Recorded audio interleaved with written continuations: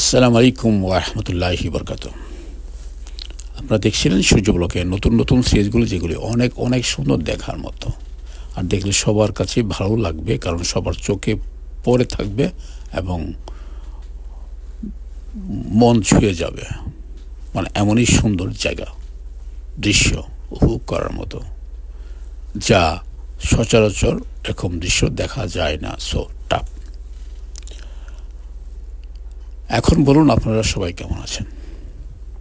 জানি আপনারা সবাই ভালো আছেন এবং ভালো থাকবেন, আমি এই দোয়া করি, এবং আমিও ভালো আছি আপনাদের দোয়া, আলহামদুলিল্লাহ।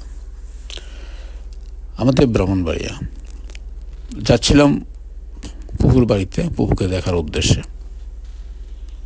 আমাদের ব্রাহ্মণবাড়িয়া শহরে চলাফেরাটা খুব কঠিন, মানে এত ঘনবসতি, এত মানুষ, এত মার্কেট, মানে কি বলবো, মানে সেন্টার দেওয়া যেতে অনেক সমস্যা হয়ে যায়। তারপরও অনেক দূর এগিয়ে গিয়েছিলাম, বাট সময় লাগছিল, তাই বাইপাস দিয়ে যাওয়ার ইচ্ছে হলো।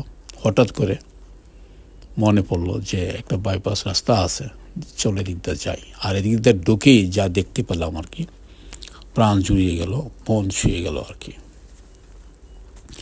এত সুন্দর দৃশ্য সচরাচর আমরা দেখি না সাধারণত, যদিও দেশের বাইরে থাকি, এমন প্রাকৃতিক দৃশ্য সামনে আসে না।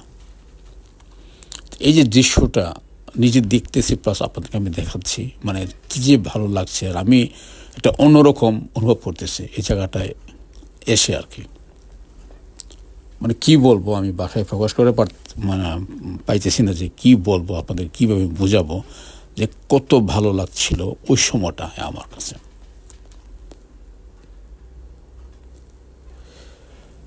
মানে কি বলবো আমি, মানে আমার বলার কোনো ভাষা নেই, এত সুন্দর ছিল।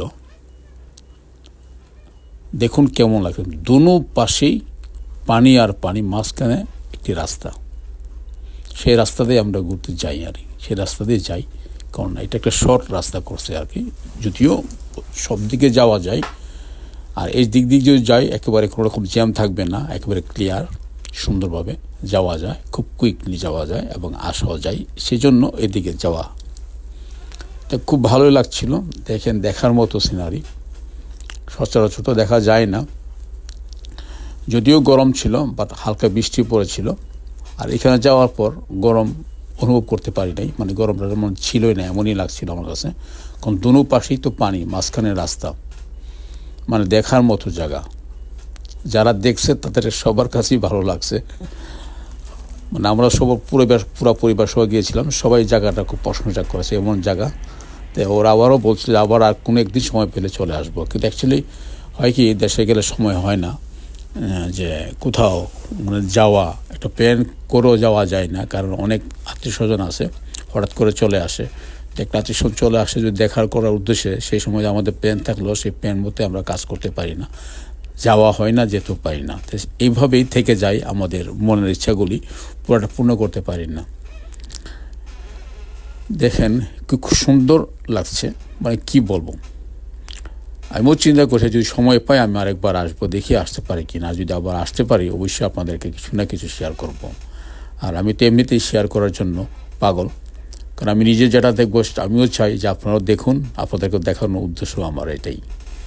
সবাই ভালো থাকুন, সুস্থ থাকুন, ভালো থাকবেন। আল্লাহ হাফেজ, আসসালামু আলাইকুম।